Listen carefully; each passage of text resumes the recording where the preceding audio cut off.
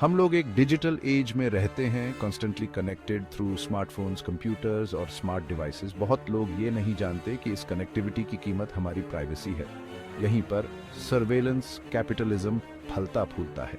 ये एक नया इकोनॉमिक ऑर्डर है जहां कंपनीज हमारे बारे में बहुत सारा डेटा इकट्ठा करती है। ये डेटा सिर्फ ये नहीं होता कि हम क्या बाय करते हैं, बल्कि ये भी होता है कि हम कौन हैं, हम क्या सोचते हैं और हम बिहेव कैसे करते हैं। गूगल और फेसबुक जैसी कंपनीज इस डेटा रेस को लीड कर रही हैं। ये फ्री सर्विसेज तो ऑफर करती हैं, लेकिन इनका असली प्रोडक्ट आप हैं, the user. Her click, her search, her interaction को ट्रैक और एनालाइज किया जाता है। फिर इस डेटा का यूज हमारे डिसीजंस को इन्फ्लुएंस करने के लिए किया जाता है, अक्सर हमारी जानकारी या कंसेंट के बिना। ये कांस्टेंट मॉनिटरिंग ऐसा फील हो सकता है जैसे कोई इनविजिबल आई हमारे हर मूव को देख रहा है। ये पावर का एक नया फॉर्म है जो शैडोज में ऑपरेट करता है, हमारे थॉट्स और एक्शंस को शेप करता है। यही सर्वेलेंस कैपिटलिज्म का एसेंस है, प्रॉफिट के लिए ह्यूमन एक्सपीरियंस का कमोडिफिकेशन। लेकिन ये तो बस आइसबर्ग की टिप है। असली डेंजर इस बात में है कि इस डेटा का यूज हमें मैनिपुलेट और कंट्रोल करने के लिए कैसे किया जा रहा है, पर्सुएजन और साइकोलॉजिकल वॉरफेयर के बीच की लाइंस को ब्लर करते हुए। बैटलफील्ड शिफ्ट हो गया है। अब ये फिजिकल स्पेसेस तक सीमित नहीं है, बल्कि अब ये डिजिटल रेल्म तक फैल गया है। यहाँ data he new weapon of choice है। जैसे ट्रेडिशनल वॉरफेयर दुश्मन को समझने पर निर्भर करता है, वैसे ही डिजिटल वॉरफेयर इंडिविजुअल को समझने पर फोकस करता है। और आप डिजिटल एज में किसी को कैसे समझते हैं? डेटा। हर क्लिक, हर सर्च, सोशल मीडिया पर हर लाइक एक डिजिटल फुटप्रिंट छोड़ता है। ये डेटा जब कलेक्ट और एनालाइज किया जाता है तो हमारी लाइव्स, हमारी प्रेफरेंसेस, हमारे फियर्स और हमारी होप्स के बारे में इंटीमेट डिटेल्स रिवील करता है। ये इंफॉर्मेशन बहुत वैल्यूएबल है, सिर्फ प्रोडक्ट्स की मार्केटिंग के लिए नहीं, बल्कि ओपिनियंस को शेप करने और बिहेवियर को इन्फ्लुएंस करने के लिए भी। यहीं से साइकोलॉजिकल वॉरफेयर शुरू होती है। हमारी वल्नरेबिलिटीज, हमारे बायसेस, हमारे फियर्स को समझकर इस डेटा को कंट्रोल करने वाले लोग हमारे इमोशंस और थॉट्स को मैनिपुलेट कर सकते हैं। वो पर्सनलाइज्ड प्रोपेगेंडा से हमें टारगेट कर सकते हैं, मिस इन्फॉर्मेशन फैला सकते हैं और डिस्कॉर्ड बो सकते हैं। ये सब हमारे डिसीजंस और एक्शंस को इन्फ्लुएंस करने के मकसद से। ये कोई साइंस फिक्शन नहीं है, ये अभी हो रहा है। और डर वाली बात यह है कि हम में से ज्यादातर लोग इससे पूरी तरह से अनअवेयर हैं। एक ऐसी दुनिया की कल्पना करो जहां आपके हर मूव को न सिर्फ ट्रैक किया जाता है, बल्कि प्रिडिक्ट भी किया जाता है। यही बिहेवियरल सरप्लस का प्रॉमिस है, या यूं कहें कि थ्रेट है। यह सरप्लस उस वास्ट अमाउंट ऑफ डेटा को रिफर करता है जो हम डिजिटल प्लेटफॉर्म्स के साथ अपने कॉन्शियस इंटरेक्शन से बियॉन्ड जनरेट करते हैं।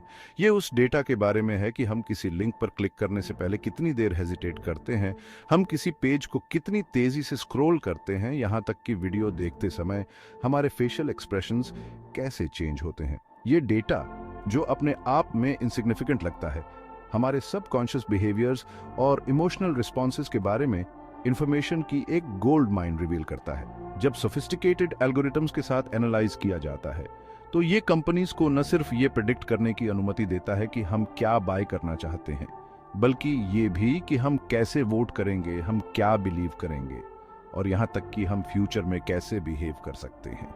ये प्रेडिक्टिव पावर बहुत वैल्यूएबल है। ये कंपनीज को लेजर लाइक प्रिसीजन के साथ हमें टारगेट करने की अनुमति देता है, हमारे चॉइसेस को मैनिपुलेट करता है और हमें डिजायर्ड आउटकम्स की तरफ नज करता है। यही सर्वेलेंस कैपिटलिज्म का एसेंस है। प्रॉफिट को मैक्सिमाइज करने के लिए हमारे बिहेवियरल सरप्लस का एक्सप्लॉइटिंग करना अक्सर हमारी ऑटोनॉमी और वेलबीइंग की कीमत है। इस एनवायरनमेंट में पर्सुएजन और मैनिपुलेशन के बीच की लाइन इंक्रीजिंगली ब्लर्ड होती जा रही है। हमारे चॉइसेस, जिन्हें कभी फ्री विल से ड्रिवन माना जाता था, अब उन एल्गोरिथम्स द्वारा सब्टली शेप किए जा रहे हैं, जो हमारे डीपेस्ट डिजायर्स और फियर्स को एक्सप्लॉइट करने के लिए डिजाइन्ड हैं। प्रोडक्ट्स से प्रॉफिट्स तक, आपकी लाइफ एक कमोडिटी के रूप में। पहले बिजनेसेस प्रोडक्ट्स बेचते थे, अब वो एक्सपीरियंसेस बेचते हैं और इंक्रीजिंगली वो आपको बेचते हैं। सर्वेलेंस कैपिटलिज्म की दुनिया में आप कस्टमर नहीं हैं, आप प्रोडक्ट हैं। आपका अटेंशन, आपका डेटा, आपकी लाइफ एक्सपीरियंसेस को कमोडिफाई किया जा रहा है और प्रॉफिट के लिए ट्रेड किया जा रहा है। हर स्क्रॉल, हर लाइक, ऑनलाइन बिताया गया हर मिनट डेटा जनरेट करता है, जिसे कलेक्ट, एनालाइज और डिटेल्ड प्रोफाइल्स में पैकेज किया जाता है। फिर इन प्रोफाइल्स को एडवर्टाइजर्स, पॉलिटिकल कैंपेन्स और यहाँ तक कि गवर्नमेंट्स को बेचा जाता है, जो इनका यूज पर्सनलाइज्ड मैसेजेस के साथ हमें टारगेट करने के लिए करते हैं, जो हमारे बिहेवियर को इन्फ्लुएंस करने के लिए डिजाइंड होते हैं। ह्यूमन एक्सपीरियंस के इस कॉमोडिफिकेशन के प्रोफाउंड इम्प्लीकेशंस हैं।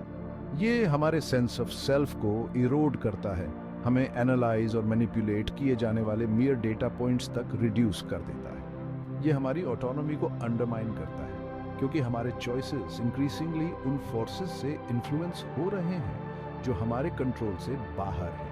और शायद सबसे महत्वपूर्ण बात यह है कि ये डिजिटल एज में फ्रीडम और एजेंसी की नेचर के बारे में फंडामेंटल क्वेश्चंस रेज करता है। क्या हम सचमुच फ्री हो सकते हैं जब हमारे थॉट्स, हमारे डिजायर्स और यहाँ तक कि हमारे सबकॉन्शियस बिहेवियर्स को कॉन्स्टेंटली मॉनिटर और प्रॉफिट के लिए मैनिपुलेट किया जा रहा है?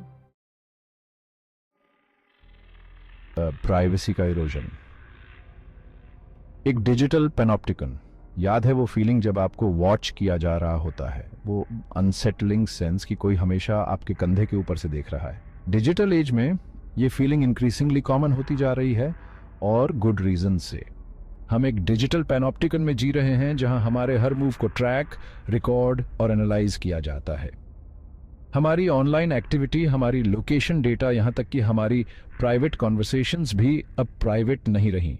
इन्हें कॉर्पोरेशंस और गवर्नमेंट्स द्वारा कलेक्ट, स्टोर और एनालाइज किया जा रहा है।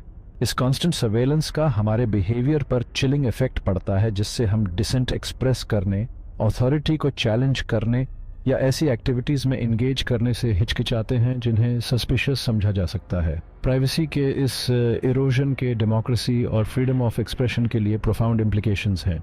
जब हम जानते हैं कि हमें वॉच किया जा रहा है, तो हम फ्रीली स्पीक करने, क्रिटिकली थिंक करने या स्टेटस क्वो को चैलेंज करने से हिचकिचाते हैं। इससे फियर और सेल्फ सेंसरशिप का माहौल बनता है, जहां कॉन्फॉर्मिटी को रिवॉर्ड किया जाता है और डिसेंट को स्टाइफल किया जाता है।